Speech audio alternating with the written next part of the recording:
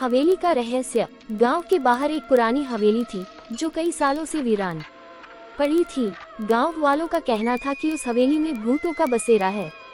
कोई भी उस हवेली के पास जाने की हिम्मत नहीं करता था। एक दिन गांव में एक नौजवान लड़का आया जिसका नाम अर्जुन था। उसे भूत प्रेतों पर विश्वास नहीं था और वह हर बात की सच्चाई जानने के लिए तत्पर रहता था। गांव वालों से हवेली के बारे में सुनकर उसने तय किया कि वह खुद वहां जाकर देखेगा कि वास्तव में क्या है। रात का समय था, हवेली के चारों ओर सन्नाटा था। अर्जुन ने अपनी टॉर्च ली और हवेली की तरफ बढ़ गया। हवेली में दाखिल होते ही उसे ठंडी हवा का झोंका महसूस हुआ और उसकी रीढ़ की हड्डी में सिहरन दौड़ गई। उसने टॉर्च जलाए और हवेली के अंदर का मुआयना करने लगा। अचानक उसे सीढ़ियों पर किसी के चलने की आवाज सुनाई दी।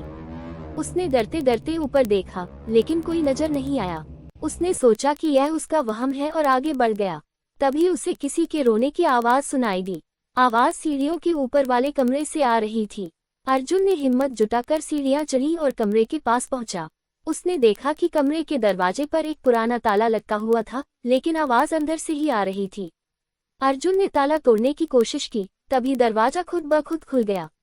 कमरे के अंदर एक स्त्री की परछाई दिखाई दी जो रो रही थी। अर्जुन ने धीरे से पूछा, आप कौन हैं और यहाँ क्यों रो रही हैं? परछाई ने कोई जवाब नहीं दिया, बल्कि उसकी तरफ आने लगी। अर्जुन का दिल तेजी से धड़कने लगा। तभी अचानक परछाई गायब हो गई और कमरे में फिर से सन्नाटा छा गया। अर्जुन ने डर के मारे कमरे से बाहर भागने की कोशिश की, लेकिन दरवाजा बंद हो गया। उसने जोर जोर से दरवाजा खटखटाया, लेकिन दरवाजा नहीं खुला। अचानक उसे किसी ने पीछे से धक्का दिया और वह नीचे गिर पड़ा। उसकी टॉर्च भी बंद हो गई। अर्जुन ने अपने चारों ओर देखा, लेकिन अंधेरे में कुछ नहीं दिखाई दिया। तभी उसने महसूस किया कि कोई उसके पास खड़ा है और उसकी तरफ देख रहा है। अर्जुन ने अपनी सारी हिम्मत जुटाकर पूछा, कौन हो तुम? मुझे छोड़ दो। तभी उसे एक धीमी आवाज सुनाई दी, मैं इस हवेली की मालकिन हूँ। यहाँ आने की हिम्मत किसी में नहीं होती, लेकिन तुमने आकर हमारी नींद खराब की है। अब तुम भी यहीं रहोगे। अर्जुन ने अपनी जान बचाने के लिए चिल्लाना शुरू किया, लेकिन उसकी आवाज बाहर तक नहीं पहुंची। अगले दिन गांव वालों ने अर्जुन को हवेली के पास बेहोश पाया। जब उसे होश आया तो उसने सारी घटना बताई, लेकिन कोई उसकी बात पर यकीन नहीं कर सका।